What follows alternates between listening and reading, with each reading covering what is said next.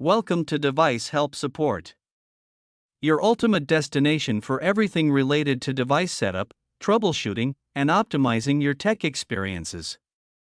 Subscribe to our YouTube channel for more videos related to setup, troubleshooting, and unboxing. And don't forget to press the bell icon so you don't miss our latest videos. So our today's topic is how to set up WAVLINK Aerial D6X Wi-Fi 6 AX3000 Extender. Is your extender does not provide the sufficient internet coverage in all over your home? Then this Wavlink Aerial D6X Wi-Fi 6 AX3000 Extender setup is the one of the best solution. The Wavlink Aerial D6X AX3000 is a dual-band Wi-Fi range extender that boosts your existing wireless signal to cover more areas in your home or office. So without wasting any time, let's start the setup process. First of all, plug the Wavlink extender into a power outlet near your router. Wait for the power LED to turn solid on, usually blue or green depending on the model. Locate the WPS button on your router. Press and hold the WPS button on your router for about 2 to 3 seconds, until the WPS LED starts blinking.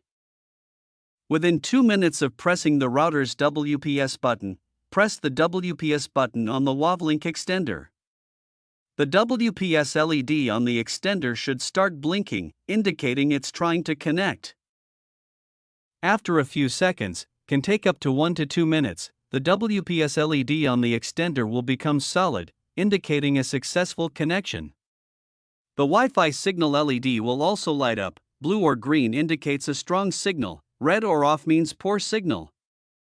Once connected, unplug the extender and move it to a midpoint location between your router and the area with weak Wi-Fi. I hope this video will prove helpful for you. If you're stuck in middle of the process, then don't worry. Contact our professional experts at 1-323-507-3713.